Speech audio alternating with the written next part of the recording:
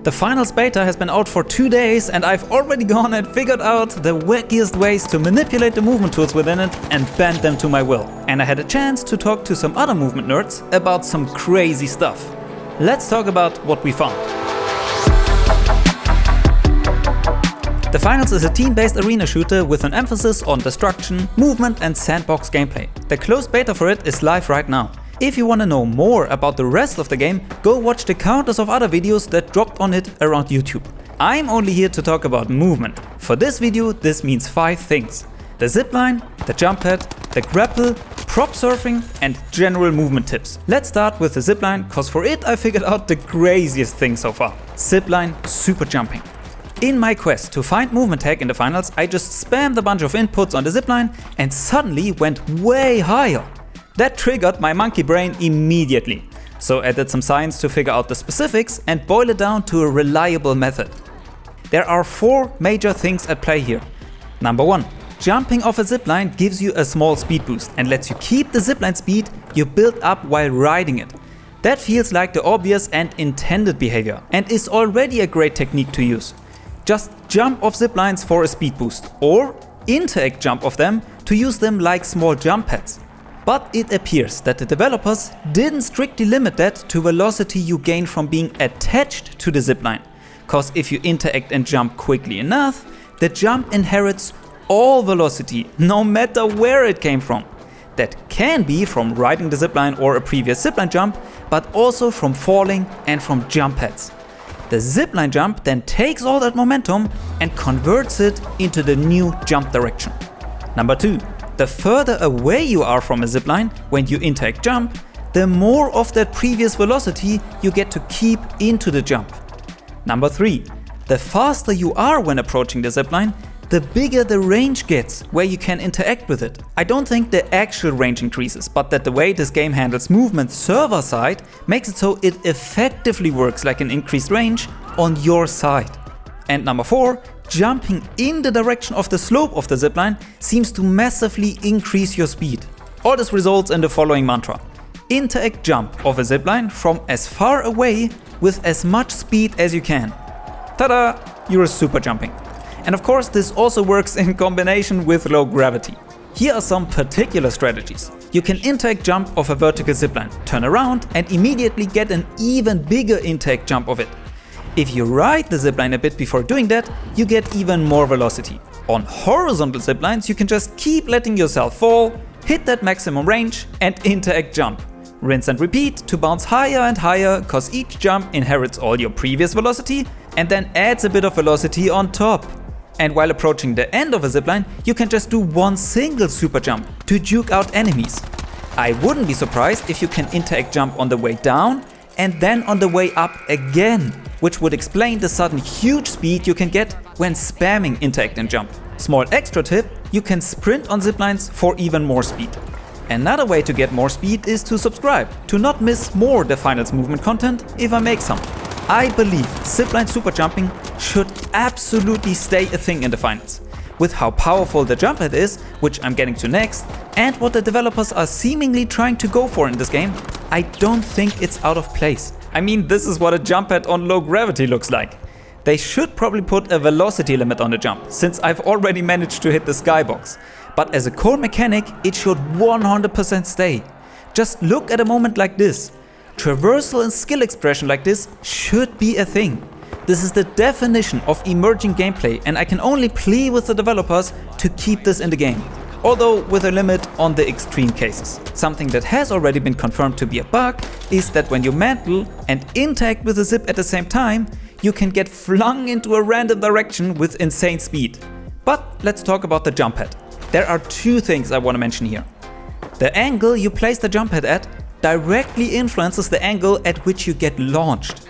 Even small angles already make a difference. So placing it on a slanted roof or other slopes lets you go way further. That seems to have a limit though, at least on terrain. There you often can't place it on angles steeper than 45 degrees. On other objects like walls and goo, that limit doesn't exist and you can create even vertical jump pads. Please also be aware that you can slide into the pad for more forward momentum. This is especially useful on pads that are placed on flat ground, to not just get sent straight up into the air. Next up, prop surfing. The first clip I saw of prop surfing was from Baby Cloak, and a shoutout has to go to Minesweeper, who helped me to understand it correctly. He also connected me with Intervene, who confirmed some of the findings I had about the zipline. They are all grinding for movement clips in the finals, and I've linked to them in the description. I'd love for you to check them out. Prop surfing works because you can't just throw items with a left click, but drop them with right click as well. And they, like all the other objects in this game, have player collision. So if you're riding them, you can gain momentum from them. The method that works most reliable for me is to jump and throw it slightly ahead of me, under my feet. The jump timing and how steep that angle is changes from prop to prop, and I feel like it's also different from light, medium to heavy. You also seem to be able to jump off it once you're riding it, and can potentially even grab it again and keep riding it. Minesweeper is using a method of throwing it behind him, and folks have already figured out that you could surf the fire canister when someone else throws it, and then combine that with prop surfing. So more experimentation is definitely necessary. I'm pretty sure though prop surfing will be deemed an exploit and fixed. We have to see. For the grapple, I figured out that it's mostly controlled by your movement input, so WASD, and holding backwards while grappling up to a roof gives you massive clearance and lets you swing around objects way better. The grapple works by either holding it and letting go to disconnect, or tabbing it and hitting jump or crouch to disconnect it. I prefer just tabbing it.